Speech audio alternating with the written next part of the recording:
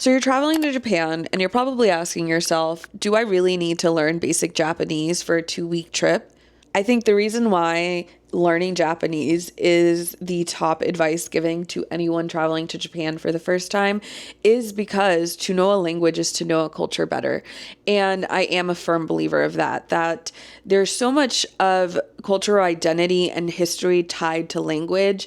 And when you just negate or ignore, you're missing fundamentally like a piece of what makes that culture special and unique. I've been to Japan 3 times now, and as we're now planning our 4th trip to Japan, we've really like stepped it up. We have flashcards going. We are trying to talk to each other a little bit more conversational, because what we have found in our time in Japan, even from our very first trip, is that the more effort you put in to learn the language and speak to Japanese people in Japanese, it's just going to take you so much farther in your experience. And Japanese people are going to be so incredibly receptive to communicating and sharing a moment with you. I have so many examples that I could name off. The first one that comes to my mind is when we were at the Osaka Museum. We came up to a view of Osaka Castle, and there was a display of, what it looked like centuries ago. And there was an older man working the area, kind of directing people and being, a museum attendee or attendant. And he kind of approached us. I bowed to him really respectfully. He was older, so I kind of went deeper with my bow. And he was pretty like lit up by that in general. I think that I just, followed that bowing custom. And then he kind of came over and he asked us, I understood, if like where we were from. And I replied in Japanese and was like, oh, we're American. He was just shocked that I like knew how to say that. And it's not much, but from there, he spent then in broken English, me in broken Japanese, we spent like 5 or 10 minutes talking through the history of Osaka Castle, and he was explaining to us a couple of the things that were visually displayed.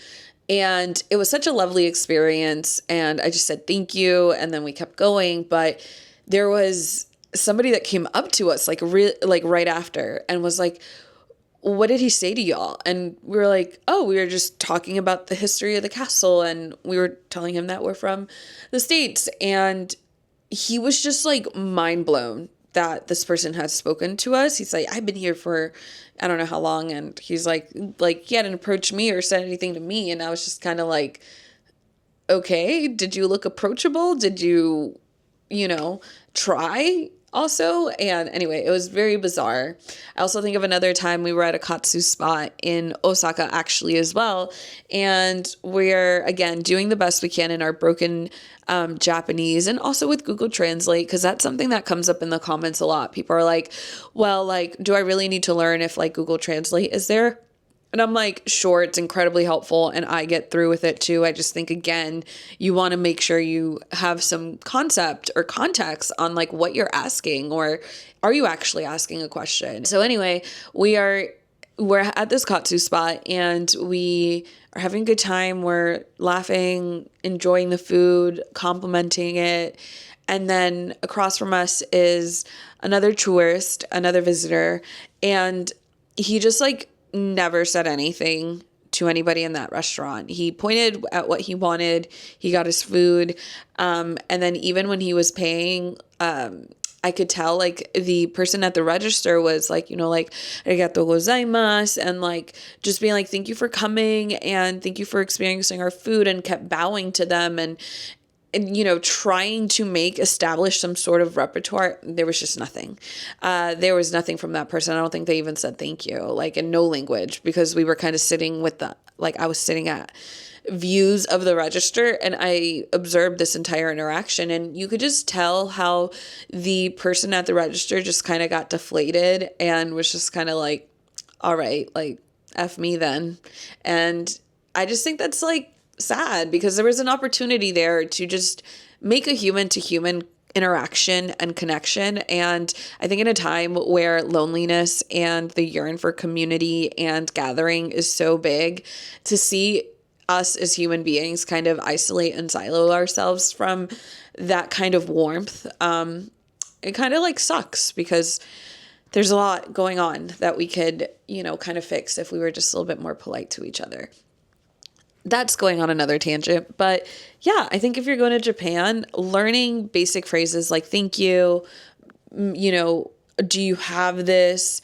How much is this even? Like, ikura desu ka is a really easy phrase to remember. Learning Japanese is just going to elevate your experience. You're going to have so much better interaction. Japanese people are so receptive when you approach them in Japanese. It'll really just elevate your experience to another level. We have now gone back to several places where we had these interactions with people and they remember us. And each time we learn more about each other and we are more friendly with each other. And now we have people that we go and see and, we're friends on Instagram and all of those things. So it's cool. And I think you should try it because it could just take you to a whole different level. And like what's a 2-week vacation can become a place where you find more community, more gathering people, which is, I think, really the best part about traveling.